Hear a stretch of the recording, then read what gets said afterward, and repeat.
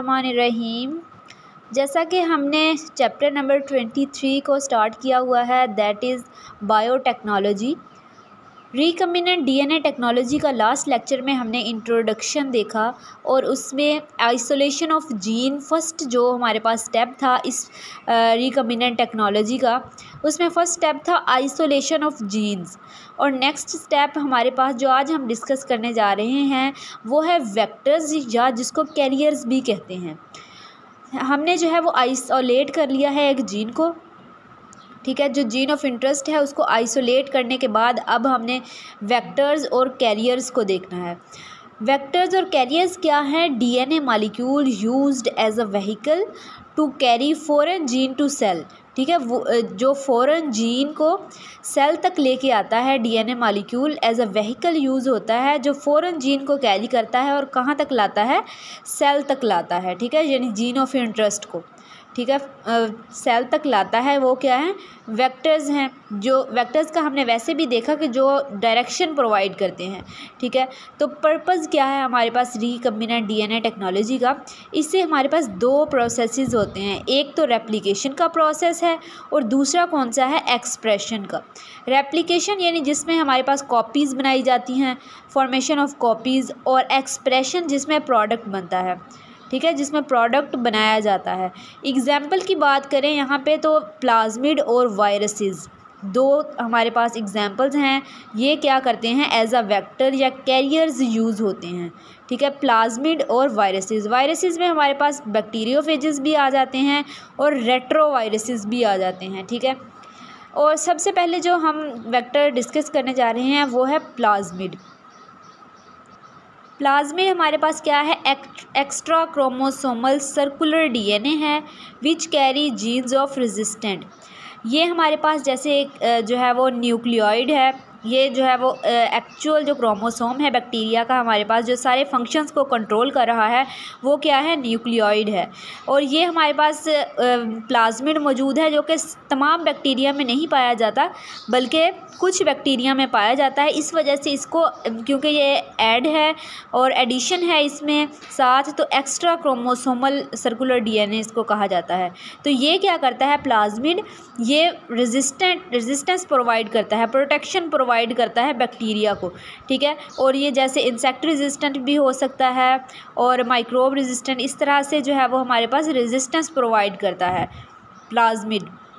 इसकी डिस्कवरी की बात करें तो plasmids are discovered by investigators. इस सबसे पहले ई कोलाई जो हमारे पास है, ई कोलाई बैक्टीरिया, जो इंटेस्टाइनल बैक्टीरियम है उसकी सेक्स लाइफ को स्टडी करते हुए हमें ये डिस्कवर हुआ था, ठीक है। प्लाज्मिड ई कोलाई जो इंटेस्टाइनल बैक्टीरियम है उसकी सेक्स लाइफ को स्टडी करते हुए जो है वो डिस्कवर हुआ। एग्ज़ाम्पल की बात करें तो प्लाज्मिड की हमारी बुक में जो एग्ज़ाम्पल हैं PSC101 एंड PBR322, ठीक है। PSC का क्या मतलब है? P प्लाज्मिड, S जो है वो जिस साइंटिस्ट ने इसको डिस्कवर किया, और CB प्लाज्मिड स्टैनले कोहन। तो ये हमारे पास की एग्जांपल है। ये जो है वो पहले डिस्कवर हुआ था और इसमें जो है वो एंटीबायोटिक रेजिस्टेंट जीन मौजूद है जो कि किसका है? टेट्रासाइक्लिन का जीन मौजूद है इसके पास। PBR322 की बात करें तो plasmid Bolivar and Rodriguez, it has genes of antibiotic ampicillin and tetracycline resistant. इनके पास दो किस्म के जीन्स मौजूद हैं, एक तो एम्पिसिलिन है और दूसरा कौन सा है? टेट्रासाइक्लिन रेजिस्टेंट जीन्स मौजूद हैं, ठीक है। तो ये हमारे पास दो एग्जाम्पल हमारे बुक में दी गई हैं। तो एडवांटेजेस की बात करें अगर प्लाज्मिड के, तो separation of colonies of bacteria in medium containing antibiotics, ठीक है, सेपरेट करता है कॉलोनीज को बैक्टीरिया की किसी भी मीडियम में। ये जो हमारे पास हमारे टेट्रासाइक्लिन है और एम्पिसिलिन है, ये किस चीज़ में हेल्प आउट करते हैं? ये अगर बहुत सारी कॉलोनीज़ मौजूद हैं बैक्टीरिया की तो उसमें से हमें आइसोलेट करने के लिए, ठीक है, अगर किसी के पास ये वाली एंटीबायोटिक्स मौजूद होंगी तो हम इनको आसानी से क्या कर सकते हैं? आइसोलेट कर सकते हैं। तो इनको आइसोलेट करने के लिए, सेपरेट करने के लिए हमें ये इसका एडवांटेज है। अब ये हमारे पास क्या है, प्लाज्मिड है। यहाँ पे ओरिजिन ऑफ रेप्लिकेशन है। ओरिजिन यानी वो जगह जहाँ से रेप्लिकेशन स्टार्ट होनी है, ठीक है। यहाँ से हमारे पास क्या है, रेप्लिकेशन स्टार्ट होगी, इसे कहते हैं ओरिजिन ऑफ रेप्लिकेशन। यहाँ पे एम्पीसिलिन और टेट्रासाइक्लिन रेजिस्टेंट जीन्स मौजूद हैं।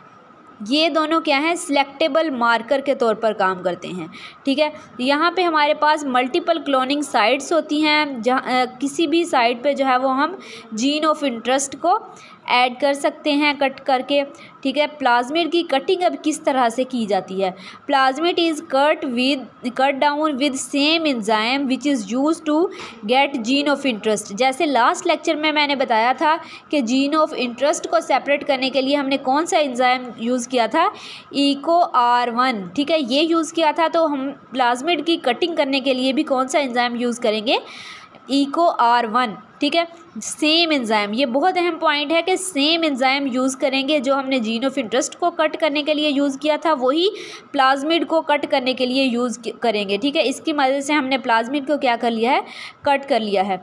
अब इंसर्ट करना है इस जीन ऑफ इंटरेस्ट को, जो हमने लास्ट लेक्चर में डिस्कस किया था पॉइंट के हमने किस तरह से उसको सेपरेट किया था, जीन ऑफ इंटरेस्ट को आइसोलेट किया था। अब उसको यहाँ पे क्या करना है, पुट करना है। Gene of interest is then joined with sticky ends of plasmid, ठीक है। ये जो जीन ऑफ इंटरेस्ट था उसके जो है वो ये कुछ एंड्स हैं जिसे हम क्या कहते हैं, स्टिकी एंड्स कहते हैं, ठीक है। कट किया था तो यहाँ पे क्या मौजूद हैं, स्टिकी एंड्स मौजूद हैं। इन स्टिकी एंड्स के ऊपर कुछ सीक्वेंसेस मौजूद होती हैं, ठीक है, कुछ सीक्वेंसेस अरेंजमेंट्स मौजूद होती हैं। ये जो अरेंजमेंट है इस प्लाज्मिड के साथ क्या करती हैं, कॉम्प्लीमेंट्री के साथ जाके क्या करती हैं, अटैच हो जाती हैं। इन बेसिस के कॉम्प्लीमेंट्री यहाँ मौजूद होते हैं तो ये वहाँ पे जाके क्या हो जाती हैं, अटैच हो जाती हैं, ठीक है। जब अटैच होती हैं attach ends plasmid by another enzyme, ठीक है। किस एंजाइम की मदद से ये अटैच होते हैं, लाइगेज की मदद से, ठीक है। लाइगेज एंजाइम की मदद से ये यहाँ पे आके क्या हो जाती हैं, अटैच हो जाती हैं। तो ये जो है वो हमारे पास क्या है, इस तरह से इंसर्शन हो जाती है। यहाँ पे कट लगाया और यहाँ पे क्या कर दिया है, अब जीन ऑफ इंटरेस्ट को ऐड कर दिया है। इस तरह से ये जो है वो जीन ऑफ इंटरेस्ट जो हम ऐड कर रहे थे इस तरह से आके यहाँ पे ऐड हो जाएगा। और ये किस एंजाइम की मदद से होगा, लाइगेज एंजाइम की मदद से। लाइगेज का मतलब ही क्या होता है, जोड़ना। अब एक टर्म है हमारे पास काइमेरिक डीएनए, ठीक है। दो different pieces of DNA are joined, ठीक है। दो मुख्तलिफ पीस जो होते हैं वो ज्वाइन होते हैं, ज्वाइन करते हैं और फिर इस डीएनए को, जिससे दो मुख्तलिफ पीस ज्वाइन हुए हैं, इस डीएनए को क्या कहते हैं, रिकम्बिनेंट या काइमेरिक डीएनए कहते हैं, ठीक है। तो that's all about the topic. Hope so आप लोगों को क्लियर हो गया होगा। कोई भी क्वेश्चन हो तो आप कमेंट सेक्शन में पूछ सकते हैं। अल्लाह हाफिज़।